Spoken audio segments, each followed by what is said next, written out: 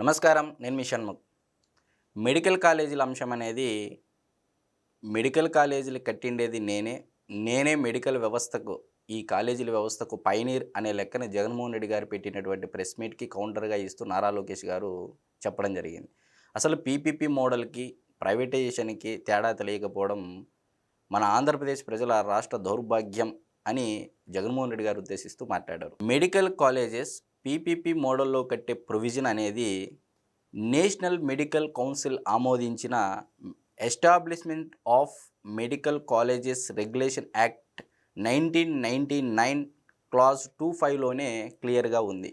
మరైతే కేంద్ర రాష్ట్ర ప్రభుత్వాలు కూడా ఇదే అంశాన్ని పరిశీలించి కేంద్ర రాష్ట్ర ప్రభుత్వాలు సైతం ఈ మెడికల్ కాలేజెస్ నిర్మాణంలో వస్తున్నటువంటి వయబిలిటీ గ్యాప్ ఫండింగ్ ఫిల్ చేయడం అనేది ఒక కష్టతరమైనటువంటి పనిగా ఈరోజు మారినటువంటి పరిస్థితి. అందుకే ఈరోజు కేంద్ర ప్రభుత్వం సైతం కూడా పీపీపీ మోడల్ని సజెస్ట్ చేస్తోంది.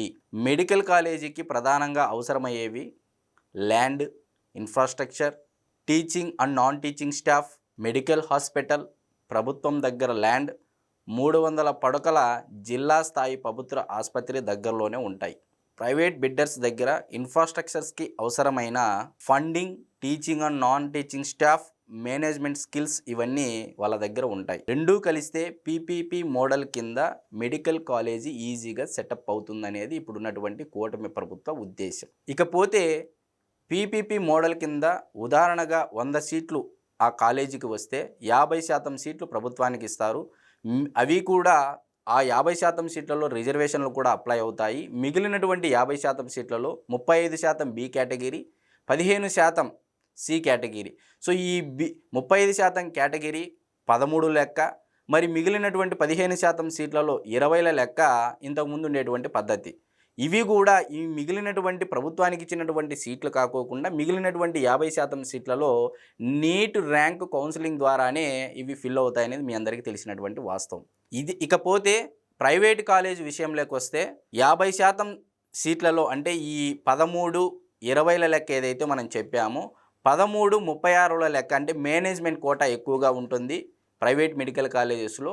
సో ప్రైవేట్ మెడికల్ కాలేజీకి గవర్నమెంట్ మెడికల్ కాలేజీకి తేడా ఏమీ ఉండదు. ప్రైవేట్ కాలేజ్ దగ్గర admissions, fee structure, hospital governance, medical and health department వారి యొక్క ఆధీనంలోనే ఉంటాయి. మిగతాదంతా ప్రాపర్గా గవర్నమెంట్ కాలేజెస్కి, మెడికల్ కాలేజెస్కి, ప్రైవేట్ మెడికల్ కాలేజెస్కి ఒకటే రకంగా ఉంటాయి. ఇకపోతే హాస్పిటల్లో ఫీజులు ఆయుష్మాన్ భారత్ కింద వచ్చేటువంటి పేషెంట్స్ ఎవరైతే ఉన్నారో వైట్ కార్డు ఉన్నటువంటి పేషెంట్స్ వీరందరూ ఉచితంగానే సేవలు అందుకుంటారు. సిజిహెచ్ఎస్ వారి దగ్గర వసూలు చేసేటువంటి ఫీజులు మిగిలిన పేషెంట్స్ దగ్గర వసూలు చేసే అవకాశం ప్రైవేట్ మేనేజ్మెంట్కు ఉంటుంది. ఇంకా వైఎస్ఆర్సీపీ పార్టీ గోల పెడుతున్నట్టు పేదలకు జరిగే అన్యాయం ఏముంది? ఇకపోతే జగన్మోహన్ రెడ్డి గారు చెప్తున్నట్టు కేవలం ఆంధ్రప్రదేశ్లోనే ఈ పీపీపీ మోడల్లోనే మెడికల్ కాలేజెస్ నిర్మాణం చేపడుతున్నారా? ఇంకా ఏ రాష్ట్రంలోనూ దేశంలో కేంద్ర ప్రభుత్వం చేత ప్రతిపాదించినటువంటి మెడికల్ కౌన్సిల్ చేత ఆమోదించబడిన ఆ యాక్ట్ ప్రకారము ఏ రాష్ట్రాలలో ఎన్ని మెడికల్ కాలేజెస్ పీపీపీ పద్ధతిలో కట్టడానికి ఆమోదించబడ్డాయి అని ఒకసారి మనం లిస్టు చూసుకున్నట్లయితే కర్ణాటకలో 11, ఉత్తరప్రదేశ్లో 12, మధ్యప్రదేశ్లో 5 మెడికల్ కాలేజెస్ ఈ పీపీపీ పద్ధతిలోనే ప్రారంభించబోతున్నారనేది మీరందరూ తెలుసుకోవాల్సినటువంటి వాస్తవం. అది కూడా ప్రతిదీ కాంపిటేటివ్ బిడ్డింగ్ ద్వారానే చేస్తారనేది మరొక వాస్తవం. 17 మెడికల్ కాలేజీలు కడతామని చెప్పేసి జగన్మోహన్ రెడ్డి గారు గత ప్రభుత్వ హయాంలో నాబార్డు దగ్గర నుంచి దాదాపు 3,500 కోట్ల రూపాయలు రుణం తీసుకొని దానిని దారి మళ్లించి అంటే ఉచిత పథకాలకు మళ్లించి మరలా వచ్చినటువంటి ప్రభుత్వము అదే మెడికల్ కాలేజ్ నిర్మాణం కోసము ఏ బ్యాంకు దగ్గరికైనా, నాబార్డు దగ్గరికైనా, వరల్డ్ బ్యాంక్ దగ్గరికి వెళ్ళినా పదే ఎందుకు అప్పు ఇస్తారనేది ప్రజలందరూ తెలుసుకోవాల్సినటువంటి వాస్తవం.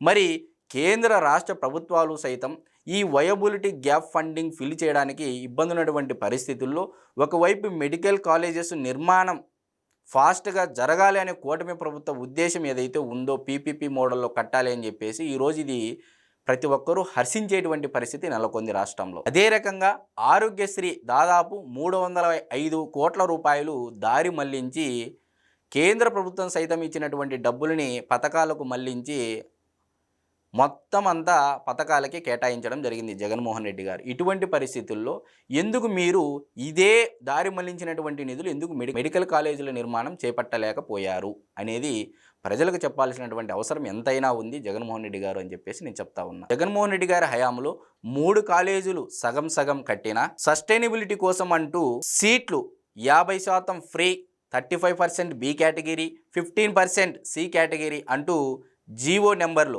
133, 107, 108 జీవోలు మాత్రం పక్కాగా ఇచ్చేశారు. బిల్డింగ్స్ కట్టి స్టాఫ్ ఫిల్ చేసి జిల్లా హాస్పిటల్ అనుబంధం చేసేసి నిర్వహణ కోసం సీట్లు అమ్ముకుంటాం అని జీవోలు ఇవ్వడం ప్రభుత్వ కాలేజ్ మోడల్ అవుతుందా? ఇది ప్రజలందరూ గమనించుకోవాలి. ఇక్కడ 50% సీట్లు ఫ్రీ సీట్లే కదా అని చెప్పేసి ప్రజలందరూ మరొక్కసారి గమనించుకోవాలి. ఇకపోతే జగన్మోహన్ రెడ్డి గారు మరలా మేము అధికారంలోకి వస్తే టెండర్లు వేసినటువంటి వారికి మేము హెచ్చరిస్తున్నాము, మా ప్రభుత్వం వచ్చిన వెంటనే టెండర్లు వెనక్కి తీసుకుంటాం, రద్దు చేస్తామని చెప్పేసి చెప్పడం జరిగింది. మరి ఒక్కసారి వాస్తవాలు గమనించే ప్రయత్నం చేద్దాం. గతంలో అమరావతి రైతులకి, సిఆర్డీఏ పరిధిలో ఉన్నటువంటి గ్రామ ప్రజలకి ఇదే చట్టం రద్దు చేస్తామంటే గౌరవ హైకోర్టు న్యాయస్థానం ఏమని తీర్పిచ్చిందో ఒక్కసారి వైఎస్ఆర్సీపీ పార్టీ శ్రేణులు జగన్మోహన్ రెడ్డి గారు మరొకసారి రీకాల్ చేసుకోవాలని చెప్పేసి నేను కోరుకుంటా ఉన్నా. అగ్రిమెంట్ రద్దు అంటే అంత ఆషామాషిగా ఉందా అని చెప్పేసి ఈరోజు రాష్ట్ర ప్రజలందరూ గమనించుకోవాలి. ఒకవేళ